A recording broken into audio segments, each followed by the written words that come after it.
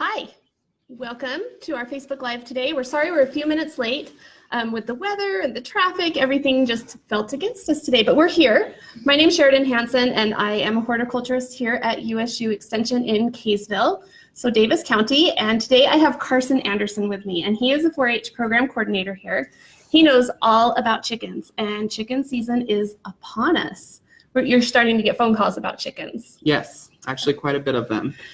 And so today we want to talk about what you need before you buy that chick, and then we'll go into buying your chick and the importance of knowing what you want to buy before you bring it home. Yeah, because it's important to be prepared before you bring this little box full of chirping goodness home, and they're cute. Right? Yes. Right. So I'm not a chicken expert, but you are, and I'm really glad. I mean, I've had chickens for about 20 years, but that doesn't make me an expert. You know all the research and all the background stuff. So, and we also have a great poultry specialist on our staff as well, David Frame, who is awesome. He knows so much about chickens, and we learn from him and all of his fact sheets all the time too. Yeah. And so as we're going throughout this today and talking about different things, if our participants have any questions, they can type info into the comments, and we will follow up with some of those fact sheets that our specialist has wrote, so you can have that for your reference. Right. So yeah, and it's in great detail. So he goes through all of the little tiny details, everything that you would want to know about how to set up for chicks. If you're going to go buy those cute babies and bring them home, all those things you need to know. But we're going to try and cover it. So yeah, give us a thumbs up. Tell us if you're out there. We'd like to know if you're watching us. Where you're from. Yeah, where you're from. And if you have chickens or if you're interested in getting chickens. And again, type that word info and we can get those fact sheets delivered right to you. So tell me, I am going to go buy chicks. What do I need? I don't know what I'm doing, right? They're cute and I want them. Yes. And that's what we find a lot of people wanting. They just want the cute chick, and they go get the chick before they have all the proper necessities. So today we're going to talk about what we call a brooder. And there's different kinds of brooders. Today we have maybe more of what you would see in your homes. They have professional brooders that can hold hundreds of chicks, and they keep the temperature where it's supposed to be, but that's not reality for a backyard chicken owner. So we brought... this is my brooder. It's a homemade deal. Yes, and this works perfect. For many years. Yes. So tell us the parts. So the first thing, a container, and it doesn't have to be out of a certain thing. It can be a box if that's what works for you. And you're going to want to be able to have something to put in the bottom for bedding. And when the chicks are young, it's nice to start with some newspaper just in the bottom because they don't get their feet tangled up in what we call shavings. These are shavings, right? Sheridan's going to hold up these shavings. These are shavings. Wood chips, small pieces of wood. What you would use for your hamster in its house. Yeah. And that's a little bit finer than what you see here. I have had chicks break their legs in these or get their feet deformed when they're really tiny, especially when I'm dealing with bantams or day-old chicks. So I tend to start with the newspaper, like what you're talking about. And then about a week or a week and a half after once their legs are kind of beefed up, I move over to the shavings too. And that's perfect. And today we're going to show you some chicks that would be ready to move on to the shavings because they're stronger and ready to handle that. Right. We've got a few people joining us here today. Yay! Erin is watching from Layton, and she says she loves your chicken shirt. Oh, thank you, Erin. It says love your flock. I think that's important. Yes. Anybody else? Give us a thumbs up. Tell us you're here. We're happy to give you a shout out. We love to acknowledge the people that are watching with us. And if you have questions, you can type them into the comments. And Marta, our Facebook Live expert and marketing team. And our mystery voice in the background. She's always our mystery voice. The voice without a face. No, but she's the cutest, so really she should be over here. But yeah, she is awesome. She drives up here to do all these for us and is just totally invaluable. We couldn't do what we do without her, so we're grateful that she's here with us today. You guys can't see, but I'm blushing. We actually have Josh Dallin, one of our extension agents in Brigham City, who is also an awesome resource for chicken information. He's a great resource. Yes. Josh, if you see any questions on there and you want to chime in. Respond. Yeah, chime in, Josh. Totally chime in. We love Josh. He is an excellent resource. So besides the shavings and the newspaper, what else do I need in this brooder? So you're going to see this really bright red lamp, and it's called a heat lamp. And the chicks don't have enough body capacity to keep themselves warm. So you have to provide artificial light that provides heat. And so this bulb is red. It's a 250 watt bulb. And the red bulbs provide more warmth than just a regular white bulb. So do you need that even if your brooder is inside? Yes. Just they don't have, so chicks, if they were born out in the barn, they'd have their mama to go right underneath. And when they're out like this, they don't have that mama, and that cold air is constantly circulating around them. And they need this for at least the first bit till they get some feathers. Yeah, How long do we leave this in, Karson? So you're going to leave a heat lamp on them for 4 to 6 weeks. And it also depends on when you get your chicks, because if you get them now, it's not going to be warm enough until June for them to be outside. So you're going to have to keep them warm for a longer period of time. If you get them in May, then you only have about a month until it's warm enough to be outside. Right. And there's an important part about this. So besides the 250 watt, and there's another wattage, isn't there? Isn't there a 125? Yes. So that when they're a little bit bigger, if you want to lessen the heat a little bit, you can. But this moves, and this is important, right? To be able to adjust your heat lamp. So you want your chicks to stay about 85 degrees temperature. And you can, if you would like to get a thermometer and put in the brooder, you can. Or we monitor their heat with raising our heat lamp up and down. And you can tell when they're cold. Yes. The chicks are going to do what me and Sheriden would do if we're cold. We're huddling. And they will do the same thing. So if you go out and your chicks are all huddled, then you know they're probably cold and you want to put the heat lamp a little lower. If they're on the edges and away from it and trying to get away from it, then they're too warm. So we'd raise it. I have another question, and then we have some questions from some of our people who are tuned in. Okay. Do you have to keep them inside? Can you keep your brooder outside? If it's outside, do you need more than a heat lamp? That's a really good question. Yeah, so a lot of people actually think they have to keep their chicks inside, and they don't have to keep them in the house, but they do need to be in at least the garage or a shed, because the heat lamp's not going to provide enough warmth against the natural weather, especially the wind that comes through. So they do need to be inside at least 4 walls, whether that's a shed or a garage, but they don't need to be in the house. So I keep mine in the garage. Sometimes if it's really, really cold, I'll move them into the house, just because the garage sometimes has a chill in the air. But they are messy. Like there will be dust all over your house. So just be aware that you're going to have to do some serious dusting when you move them back out if you keep them in. But the garage I have found is a perfect place for them for 95% of the time. Yeah. For sure. Okay, here's some questions. Josh Dallin says, "Hi guys, what are your favorite chicken breeds?" Ooh, we're going to talk about chicken We are going to talk about the breeds. breeds. We are going to talk about chicken breeds. So hang on, Josh. We'll get to you. For that one. Cassidy Renlisbacher has a comment. She said, "Mr. Renlisbacher from Copper Hills High School is using an incubator and growing chicks for his animal science teacher. His students last year loved having chicks in the classroom." That is awesome. And I know a lot of people do that. One word about that, though, in my mind, is make sure if you're going to do that, that you have a home for those chickens before you start. There's a lot of chickens that end up, I want these babies, or I'll hatch them for a class, or I'll give a girl a chicken for prom and ask her to the dance, and then what happens afterwards. So that's just a caution I would take. Yeah. But that is a great learning experience for kids. I know my kids' preschool teachers did that. They hatched out with an incubator, and I was the mom that took them home. So because they knew I had chickens, so they asked me beforehand. But it's a great way to learn. I love that. So are you saying that those cute baby chicks grow up to be actual chickens? They grow up to be actual chickens, and you have to take care of them. It's not the most fun thing in the winter, but if you want fresh eggs, I think it's totally worth it. And if you want those cute kind of backyard livestock pets, I think it's totally worth it. They're perfect for your kids to be able to have something in the backyard that they can learn about agriculture and taking care of those chickens when you can't have a larger animal.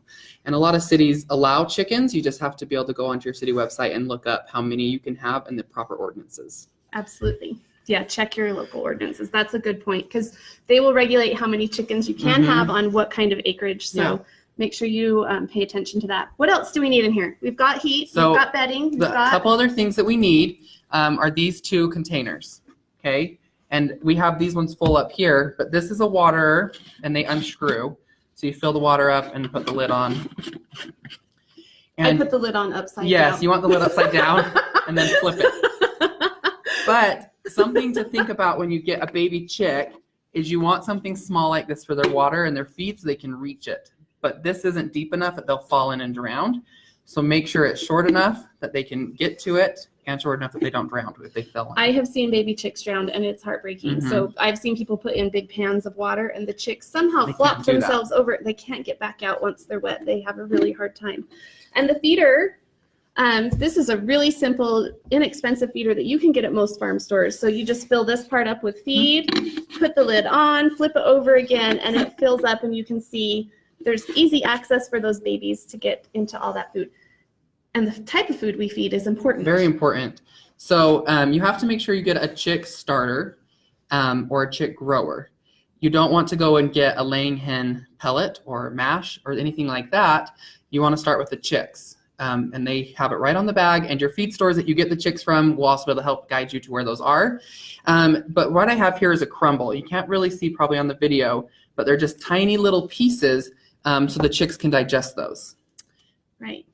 So make sure you don't get a big pellet because the chicks won't be able to eat them and they'll starve. So in feeding a baby chick lay mash is like feeding a brand new baby like a hamburger. It's not going to do it for it. So we need to make sure we have age appropriate food. And yeah, their systems can't handle that. Along with the water, I recommend people buy electrolytes, and they have them at the feed stores that are called chick electrolytes, because anything we can give these chicks to give them a step up is only going to help them. They're just so fragile when they get to the feed store and into your home and the transitioning. So some electrolytes are just like for humans, just help them get a little extra energy.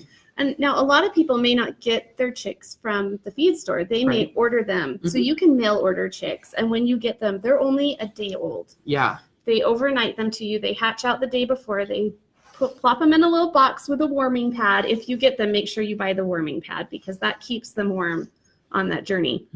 And then I would always recommend, especially in that instance, that you have electrolytes, because those babies are dehydrated. They haven't eaten. They're just relying on that yolk sac that they hatched out with, right? Yeah, and something interesting about baby chicks, and the reason why they can mail them out, they don't feed off of their mother like a cow or a goat would. And so baby chicks can actually live 3 days without food or water, because they're still relying on what Sheriden said is that natural yolk that they had with their mother. And so, or in their egg, right? Yeah, in the egg. Yeah, not their mother. Yeah, from the mother. Egg. But it lasts for 3 days. And so that's why they can ship those, and you can receive those at your house. And then it's important to get them on food right away. I think I may have some yolk sacs. Things the baby could go away. I could rely on those for 3 days. Okay. Okay, so we've got our food and water. We've got our setup. We've talked about bedding. Let's take a peek at what you have in that cute little box there. So the nice thing we is, love this box. Yes, the feed stores provide boxes like this, but there's a handy little outline right here on this box. It says food, water, bedding, heating, shelter, and hygiene. And we're going to talk a little bit more about hygiene a little bit. But this helps remind us of those basic things that we need. So we're going to talk about, we brought 4 chicks today, and we'll talk about what breed they are as we bring them out. I'm so excited. Oh, are they so cute? So this is the best part, because they're cute. But remember, they do grow up. They're still and they cute will be when big. they grow up. Some people like them when they're big too. I like them when they're big. And they follow. I have ones that follow me around. They're my girls. So they're super friendly. So let's talk about this chick for just a minute, and we're going to talk about how we handle a chick. So first, this is a California white leghorn. And it's a super, super good layer, but a white leghorn isn't the most friendly of birds for a family to have. They're not. In fact, I would say that they can be downright mean. He said, I got a leghorn, and I was like, why? Because it's a good layer. Really good layers. But let's have Sheriden take this chick from me. She's going to put it in her hand, and then she's going to put one hand over top of that chick so you can see its head. So this is going to help stimulate what the mother would do, is corral them under her wings, and they're going to feel safe if you have a hand under them and over them. So not only do they feel safe, but you're keeping them safe, and they can't fly out of your hands and fall on the ground. And this is really important to teach. If you're going to have little kids handling these chickens, I think if they're toddlers, they need to have moms and dads with hands on top of them for sure. If this chick was to fall down, it would very easily break its legs or snap its neck. And that's just not okay. We want to keep these little babies safe. And then after your kids handle these what should they do? They should wash their hands. And why? Preferably, they should wash their hands before picking them up and after. One, so the kid doesn't give the animal any sickness or disease because they're so fragile at baby stage, just like a human. And then also, chickens and different birds carry lots of diseases, so they need to wash their hands so they don't go play and spread any kind of diseases. You can hear her peeping. Yes, she's really lonely. She's sad that you separated her. Look, she wants to go find her girlfriend. And we're going to help with that in just a minute. So really quick, this here, I can't pronounce very well this one, but it's a black Australorp. Sheriden can pronounce that. And I've had these chickens. These are what we call a heavier breed. And if you just look at her legs, she is beefy. Yeah. She is a beefy girl. She's going to be a full-size chicken, and we're going to talk about that in just a minute. Yeah, and the Australorps, they're heavy breeds. They can handle the cold temperatures really well. Mm-hmm. They're a great breed for Utah. Yes. So You might have to come show some of those close to the here, camera. let me show Okay. you. Tell me if it focuses, Marta, and if I'm even in the right spot. Yes. Oh, and she's getting her beauty wipe. Let's see if we can get that. She's so sweet. Look at those legs. And you can see she's got good sized legs. She's a good sized girl. And how old are these, Karson? 2 weeks? these are 2-week-old chicks. So she's got some heft to her, which is good. If you can buy chicks at the store that are 2 weeks, 4 weeks, it just makes your job a lot easier. So I'm going to bring this one up, and this is called a buff Brahma. I'm going to show you. These little guys are just barely starting to get their wings in here. And their feathers, I should say, not wings. Their feathers. And that's what's going to help them stay warm. So about 4 to 6 weeks, they really get some nice feathers that will also help them to be warm.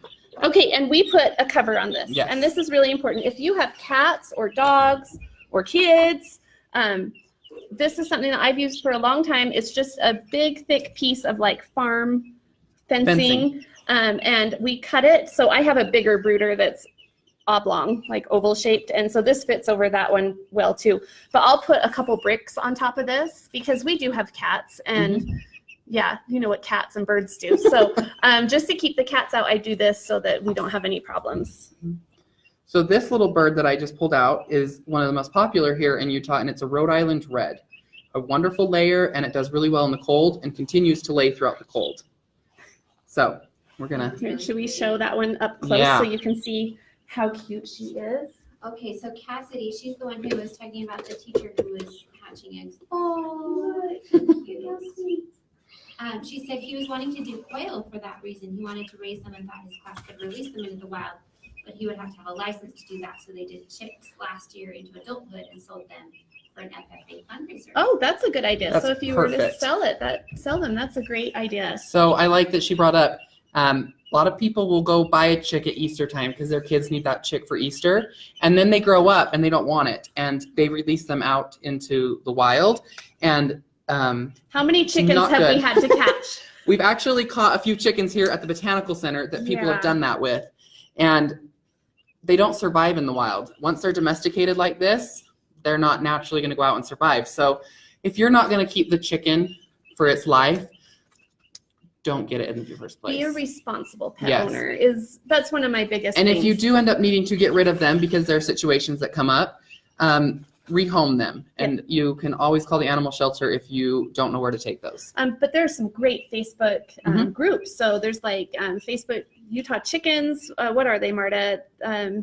Maybe you don't know. The one I follow is Utah Backyard Homesteaders. So it's Right. not chicken specific, but oftentimes people will say, I've got chickens I need to rehome, or does anyone have chickens I can take? Or Backyard Chicken Enthusiasts, I think, is one of them too. And they are in Utah as well. And you can find somebody maybe on those pages to rehome, or they might have ideas for you on where to take them. Please don't bring them to the Botanical Center. No, don't just let them go. Karson and I chased a rooster for 2 hours last summer. We finally caught him and we rehomed him to my house, and his name is Kong now. He sits in the bushes and rustles like King Kong, and he's a scream, and we're glad we have him, but it would be better if he had not been released into the our wild ponds. I'm worried Sheridan's going to get some free chickens left out the doorstep now. No. Carson's taking these baby Sheriden said she's maxed out. Okay, Ruby says, cute baby chicks, fun topic today. Yeah, it is a fun topic. Thanks for joining us. I wish the weather outside were matching our. I think so. I think that would be better too. So besides these breeds, what other ones are good? So let's talk about, I'm not saying these are the absolute best, but they do really well in this climate. The buff Orpingtons are a little tiny yellow bird, and then they grow up, and they're probably one of the biggest birds that we will find, and they just become like me, a little plump, but they are super backyard friendly. They are sweet. Good layers, very good layers. They lay a nice big brown egg. Not that big, I promise. But they're super sweet, like Sheriden was saying, and they become a really good pet. They do. So if you're wanting more chickens for pets and laying, a buff Orpington is a good choice. They're very good around kids. I've had Orpingtons for a long time, and they're one of my most favorite. The other ones, like barred rocks. Yes, a barred rock chicken is a black base with white specks in them, and they do well in the winter, and they continue laying in the heat and the cold, and then are one of those little more friendly birds. Yeah, they are a little more friendly. Those and Rhode Islands, the Orpingtons are great. The Brahmas are great. I like those heavier breeds just because it is colder here. So what if I was to mail order a bunch of chickens? How do I make sure that I don't get a bunch of roosters that I want to drop off at the Botanical Center, but I can't because I know Sheriden and Karson are watching for me? Yes, we're always watching. So when you go and order birds, whether you go order them online or you go to a feed store, you want to make sure you're looking for pullets. And a pullet is a female baby chicken, so a female chick. And when they're babies, the hatcheries will sex them for you. Now, once in a while, they might mess up because it's pretty hard. It's an art, isn't it? I don't even know how to truly sex a baby chick. So I've heard some people going to the feed store, buying chicks that they've been told are pullets, and they are not. I've had it happen to me a couple times. Yeah. And most of it is it's just really hard to sex them at that age, but for the most run, you're going to get a female. And I'm lucky I can have a rooster where I am, yes. but not everybody can. Some people can't. And your neighbors may not be very happy with you because my roosters start crowing at 5 a.m. 4 a.m. Sometimes 4:45. It depends on what time the sun comes up. So there's also what we call a straight run, and that means they don't sex them, and so it's like 50-50 of getting a female and a rooster. So if you can't have a rooster, make sure you're not getting a straight run. And the other thing we were going to talk about is knowing what you want to buy before you go. Right. Because there's some breeds that you might get that aren't going to be layers. They're not going to lay an egg for you. They're what we call a meat bird. And something that's very common in the feed stores is a Cornish bird. And so if you go and it says Cornish, that means it's a meat bird, and you don't want to purchase it unless you're ready for meat birds. So make sure you know, am I going to get a meat bird, a laying hen? And then there's also different sizes of laying hens. There's a breed called Bantam, and there's lots of different off breeds, and they're and they come in like you can get Brahma Bantams, and you can get all of the kinds like barred rock Bantams. You can all of these different varieties come in. They're like tiny size. They're little birds, and lots of people like them because they're cute. But you have to understand they're not going to lay a full-size egg. They're going to be little tiny, like golf ball size eggs.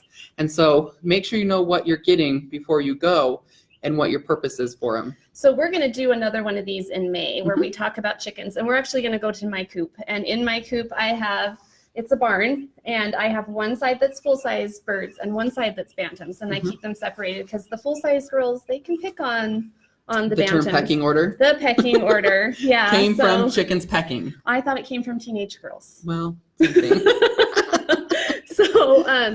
So I will show you what bantams look like in May for sure, and we can show you kind of all the parts of the coop that you need. That's kind of your next step, but right now we're getting going on babies, but we'll show you all of that. What about, so I've got them here, I've got my girls, I made sure I got girls. Is there anything else I need to do with these, like hygiene-wise? Like how often do I change this? What do I do with this? So hygiene is very important when you get these babies, and you want to be cleaning this out daily. You want to make sure you give them new bedding, especially if you have a lot. You're going to notice chicks use the restroom a lot, and they play. So right now, they don't use the restroom, but they go. Yeah, they just go. But right now, just from putting them in there, they've already spread feed everywhere, and they're starting to flip the water. So you want to clean this out every day so they have dry bedding. Fresh water is important. Don't just rely on day-old water for chicks, and clean feed. So that's their base. Just clean it out and put new bedding in.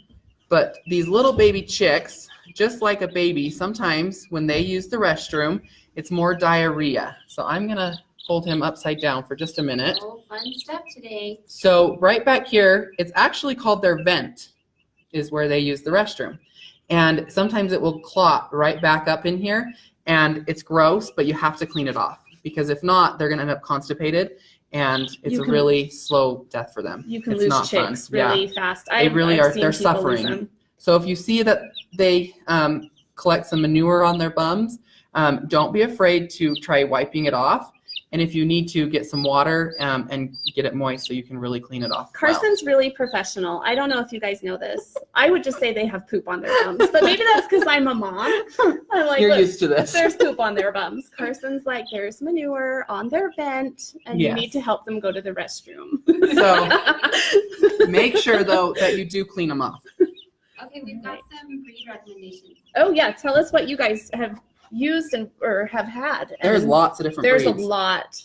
So Kim says, our buffs have been awesome layers and fun pets. We also love Araucana. Oh, yeah, and something Americanas. fun about Americana or Araucana, there's a couple different ways of pronouncing them, but they lay a smaller egg, but it's a green or blue-ish So they color. call them Easter eggers too. And they're really fun. Another one that I've loved to have is the copper marin, and they lay these dark copper-colored eggs. They're my favorite. They're not supposed to taste better, but in my mind, I'm like, those are amazing. Erin says blue cochins. Oh, cochins, yeah, absolutely. Yeah, you can do cochins. They're a good heavy bird too. Blue cochins, speckled Sussex. We've had Sussex. I love the Sussex. I've had a little bit of problem with Sussex with problems with the scales on their legs a little bit. So, but maybe that I keep a lot of chickens. And so, if you were to just have 5 or 6 of them, it probably wouldn't be as much of an issue for you. But where I have so many birds, it's hard. We've had up to 80 chickens where I am. So Sheridan likes chickens. I have a problem. Is this like AA? Yes. My name's Sheridan. I have 80 chickens. That's why we brought you on. No, we're down to like 50. We're down to like 50. Some people collect shoes. Sheridan collects chickens. I collect both shoes and chickens. So you're extra. Ask my husband. Erin also likes the copper marins. Love Very good. Yep. The Jersey Giants. Jersey Giants. They are beautiful. They're black. They're gorgeous. They're huge chickens. Yes. Big chickens. And they lay well too. Another breed I like that's more of a medium-sized bird are a sex link. So they have black sex links, brown sex links, golden sex links. They're a little bit more of a medium-sized bird, but they lay really good eggs. So why are they called sex links? That's a good question. The answer is that they're really easy to sex at birth because they're different. There's like some different markings and definition on them. So makes it really easy to make sure you've got pullets. Yeah, and not potential roosters. Yep. So if you're worried about that, the sex links are a great way to go. So we've talked a little bit about breeds. Are there any other recommendations? Erin had one more. Wyandottes? Wyandottes. Wyandottes? Yes. Yeah. I'm glad you guys are here. Wyandottes are awesome. Where did all these chicken names come from? So chickens are cool. If you do some history and background research, like some of them go way back in history. There's cool ones from England and Rome and Japan even.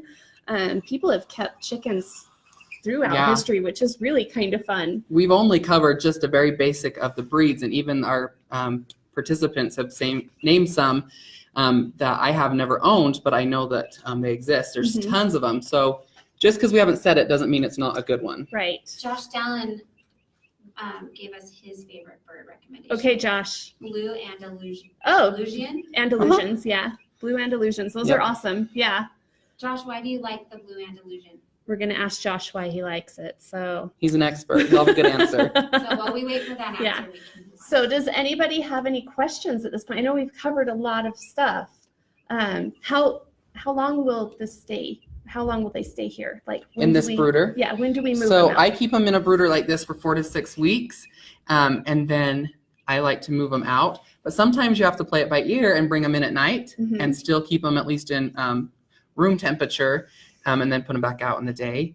But by the time they're 8 weeks, they're old enough to be out and outside, as long as you have a proper coop ready, which we're going to talk about in May. We're going to talk about coops in May. So, and then introducing these to bigger chickens. Like, what if I've already got 2 big girls and I've got 2 new babies? How that pecking order is so It's very tough. hard. So number one, you want to make sure you have enough space. If you don't have enough space, you're never going to be able to introduce them. They're just going to fight. So first thing, make sure you have enough space. And then you're going to watch them really closely. But I like to take them and put them in a cage and put them inside the coop. So they start to smell like the other birds. They start to be accustomed to what's around them. And the other birds start to become familiar with them. That's a great idea. And then I take them out of the cage. And it's going to be rough, I will tell you. The first couple days, you'll be sad to watch because they have to figure out who's boss. But normally after that couple days, they figure it out. Yeah. They figure it out. And those but make older sure there's girls, enough space. Those older girls, they establish it. And once it's done. It's done. Right. Yep. Told you. It's like teenage girls. Yeah. Just like teenage girls. Anna says her favorite breeds are Dorking and Orpington. Okay, the Dorkings and the Orpingtons. I have never had a Dorking. Me Maybe neither. because its name is Dorking. I don't know. Because it would you just need be one too then. close to home because I'm like, I'm a dork. But no, Maybe I've heard you get along really well. we might. But no, I think that those are great breeds. That's awesome. And I love to hear what other people have because everybody has different, chickens that they love. Just last night, I bought a couple new breeds that Sheriden said they were good, so I want to try them. Yeah. So I'm glad he listened to me. He usually doesn't. Say you're home thinking, I wish I could interact with a baby chick, but we can't have chickens. You can't go to a feed store. They usually won't let you interact with them. But No. we are going to give you an opportunity to interact with chicks. We are. On May 10th and 11th, we have baby animal days here at the Baby USU animal Botanical Center. And we'll have over 80 chicks that the kids will be able to hold and interact with. So if you're not able to have chicks and you really want to play with those cute little things, come to baby animal days. Or if you're just curious and you want to know more, you want to know what it's like, we'll have brooders set up there, Yeah. right? And we'll have volunteers that can help answer questions, help you hold the chick if you're a little nervous. squeamish. We'd absolutely help you hold them. And we won't just have chicks too. We'll have all kinds Lots of stuff. baby animals. We'll have bunnies, which are so cute. Yes. You They're can pet adorable. a bunny. We don't let you hold the bunnies No. because they push away and they scratch and it you. hurts them. And it hurts the rabbits. So we just have you pet the bunnies. We'll have Baby goats baby and goats. lambs. So there'll be lots of different baby animals that you can interact with that and you weekend. can learn all about how to shear a sheep, how to milk a goat, all of those Very, things, right? very educational weekend for people. And it's a great fundraiser for us. So you're like, well, you're a university. Why are you charging me to come and see these baby Right. animals? And that's because we have to raise money for the programs that we do. And this is so important. All of the 4-H kids that come and learn benefit from this. Kids that come to our gardens learn and benefit from those gardens. And we are a green space in the middle of a very urbanized area. And it's important for us to maintain these green spaces because we're losing our farm ground along the Wasatch Front. It's going. We grow houses better than we grow crops anymore. So we like to educate people Yeah. on agriculture and the different kinds that you can still participate in. So making sure that we get those donations and that we can run these great programs is important to us. So I think you need to mention about the discount if you're a garden member. oh yeah, so if you are a garden member, you do get a discount, and we will have tickets for sale soon. We can't sell tickets until a certain date. We have a contract that says you cannot sell till a certain date. But as soon as they're up, you can go on. There will be an Eventbrite link, and we'll put that information out there. And there will be a discount for garden members. Yeah. So if you're not a member of our gardens, this is a great chance to get signed up. And you can do that by going to usubotanicalcenter.org. Yep. So get your garden membership now. Get ready for baby animal days. And to learn more about baby animal days is go to babyanimaldays.org. Yes. And we'll have all the information uploaded. All the Okay, when is information. baby animal days? May 10th and 11th. That is Mother's Day weekend. Mother's Yes. Day weekend. So, and May 10th is a Friday. So we're in the afternoon. Yeah, it's 3 to 8 on Friday. And then on Saturday, Is 10 o'clock till 6 o'clock. and Karson will be there. And I will be there. You can come and say hi to Karson. I'll be there too. I'll be in the chicken bunny tents. And We have a lot of fun. we have a lot of great volunteers that are there. It's so much fun. It's one of my most favorite events. And we get a lot of people here, and it's fun. It has a great energy. So come. And we want to remind you that on May 3rd will be our follow-up Facebook Live here, Yes. where we'll be going to Sheridan's coop. It's nicer than my house. No, not so really. you'll really enjoy seeing it. It does have a name though. Oh, I can't remember what you named it. Cluckingham Yes. Palace. Not Buckingham Palace, but it's Cluckingham Palace. So you'll be able to come and learn more about what you need for a coop, more about the egg production. So come with your questions on May 3rd for that. We do have some more questions. Yes, from our let's viewers. answer some questions Okay. before we First, wrap up. Josh let us know why he likes Ooh. It was at the Andalusians. Yep. Says they're gorgeous, hardy in the winter, and they lay a very large off-white colored egg. Ooh, very nice. Off-white. Anna is wondering how you prevent chicks from picking on each other.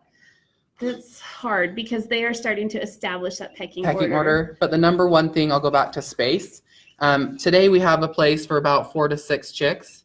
But if you wanted to get, upwards to 10 and 12, you're going to need to double your size. So if they're pecking on each other, they're probably a little too close together. Yeah. Well, you see them at the feed store, and they're just all packed in there. They are, and hard it's to know stressful. how much space you need. It's Yeah. stressful for them.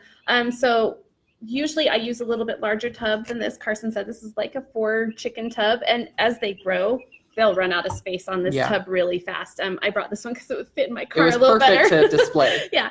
So, but I do have a much larger one, and that space becomes so important. It really Yeah, does. and with that, if you're going to get, to 10 to 20 chicks, you're going to need a larger space and probably 2 heat lamps so they can all Right. get warm when they need it. So when I raise that many chicks, I also have another one. I have a problem. I have one in the garage, that is made of plywood, and it's a huge box, and it goes the whole length of the garage almost. And that is for when I raise a lot of chicks. And I'll have 2 or 3 heat lamps in, depending on the age that they are, and it gives them that space to run and do what they need to do Yeah. and spread And when out. you buy chicks at the feed store, like I went to get these guys last night, and they had 2-week-old, 6-week-old, and 2-day-old. And so when you buy them, make sure you're buying them all the same age. Right. You don't want to put a 2-week-old with a baby Teeny tiny 1, 2-day-olds. They just will Right. fight. They will. Okay. How about our next comment is from Yvonne. She says, you shouldn't use a heat lamp. They're dangerous. Even the chicks need at least 8 hours of darkness for sleep at night. A radiant heat warming device is safer and acts like It is. You can use radiant heat. That works just fine. You can put something underneath, like if you have a heat mat underneath. This is just kind of the way that a lot of people do it. And they do need some darkness at night. Yeah. So do you turn that off at night? You know what? When they're teeny tiny, I don't. But you can once they start to feather out, and they can And you can handle it. provide a dark space in their brooder, whether that's a cardboard box with a hole that they can go in and they can get into dark. But along the lines of not safe, we were supposed to mention we didn't. We never want to hang this by the cord because that's not a secure way to hang it. So this is one that we would hang, right? Yeah, so we could hang this, and they come with little metal attachments, and tying something and making sure it's secure or hanging it on something secure is very important. So not hanging it by this cord, Nope. but by hanging it by something like this or a chain. Yeah, a chain works really well. Okay. So really make sure they are secured because they're right, they can be very dangerous. That's a fire hazard. And I've known people who have lit things on fire or have killed their chicks. So be very, very careful, especially if you have kids. Teaching your kids to not mess with the heat lamp is really important. But yeah, we're showing this way today. Raising chickens, everyone has their own style There's and lots their of own different way to do ways. it. And there's not one right way and one wrong way when it comes to, using the radiant heat or this. Erin says she put her new girls in the coop last summer with the year-olds, and she said she had no issues. Okay. That's perfect. That's great. She said She's lucky. Yes. They should be feathered out before going outside. They Absolutely. should be feathered out before going outside. And we'll talk about that on the next Facebook Live on May 3rd because, And we will bring these guys back and you'll be able to see how they've grown in that time. So, and we'll talk about different coops, not just a great big barn coop, but I'll show you a chicken tractor that moves too. We'll talk about all those different things when we're up at my place. So, Yes. Here's the funny one, Kim, or let's see, is it Kim? No, someone's responding to Kim, says, I only get sex links now. I got tired of getting roosters. Smart. See, it's a great way to make sure you're only getting pullets. And it's great. They come in different colors. So Yes, you can that's true. have that mixed looking Variety. flock. But yeah. And Erin says, I used a heating pad and built a cave with chicken wire so they could hang out under or on top of it to get warm. There you go. Very See, good. there's all kinds of ways to You do get it. creative. Everyone has their own style, and that's okay. And Cynthia is also part of our marketing team. She says you can get tickets for baby animal days after April 7th. April She posted 7th. the link there. Perfect. We will post that in our Facebook events. We'll be doing lots of posting about that. Mhm. We're so excited. You can also follow USU Botanical Center on Facebook for more information on that. And again, we would encourage you, if you want more information, if you want those fact sheets sent out to you, if you'll just type info in the comments, we'll get those fact Yep. sheets about how to do this. We've got 3 different fact sheets, right? We've got how to do the brooder, chick care when they're young. How to handle them, How to which is handle 'em. important. And then we even will attach a fact sheet about what's needed for housing, so you can start thinking about that. Right, and those are all written by our awesome poultry specialist, David Frame. Yep, and he's So- up on campus. So Yes. if you want those fact sheets, just type info in the comments and we will send you a direct message and get those to you. Yvonne just had a follow-up about the heat lamp. She said there are hundreds of fires in garages and sheds from heat lamps because you mentioned the chicks kick up so much Yep, dust. they do. So if that's something you're worried about, where do you get the radiant heat So supply? You I can- have never bought one. I think you can probably get them on Farm Tech. Some of the chick suppliers online will probably have them. It's not something that a lot of the farm stores sell, but you might find them at certain farm stores. But definitely online, you can get the radiant heat mats. Yep. So great. Thanks, Javon, for giving us that information. Let me All have one right. of Do we these. have any other Can you show the questions? chicks We're again? just Yeah. gonna show them if there's no other questions. We're going to say goodbye. Make sure you tune in May 3rd. Okay, sweet little babies. And thanks for being with us today, you guys. We're still here. Oh, Carolyn's requesting info. I'm just trying to figure out how we stop this. We're just It's gonna okay. hold We'll chicks. hold the We cute can hold chicks. chicks for a long time, Marta. We don't have any problems holding babies. So what kind of breeds of chicks will you have at Baby Animal Days? There's going to be an assorted. So a lot of them that we talked about today, but there'll probably be 8 to 10 different kinds. It just depends on what we can get. Yeah, Okay, we're still live. Hi. that's okay. So Karson, are you working with 4-H kids raising chickens this year? Yes, we have a chicken program in our 4-H, and it's actually growing and it's becoming very popular. So the kids learn how to take care of the chicks, but something else they do is learn how to show them and how to properly handle them when they're adults, and they do what we call chicken showmanship with them. Which is pretty cool. And we're It's a probably fun going to event. do a Facebook Live about that as well. Yes, and a chicken showmanship Facebook Live will be coming. We don't have a date set for that yet, but we will come out with it. Carson's been hounding my kids to do that. Yes. Sheriden needs to get her kids involved in 4-H since she A loves little chickens. more. Okay, while we're still here, how do you get your kids involved in 4-H? So the best way is to go to USU, or no, not USU yet. Go to extension.usu.edu, and you can click on location and find your county, and then email the county agent or the county coordinator that's in charge of 4-H. Okay, well, we're just going to close this window out and see if that ends our video. Thank you guys for Thank tuning you in. guys. Have a good day. We'll see you May 3rd. Baby Animal Days. Yay.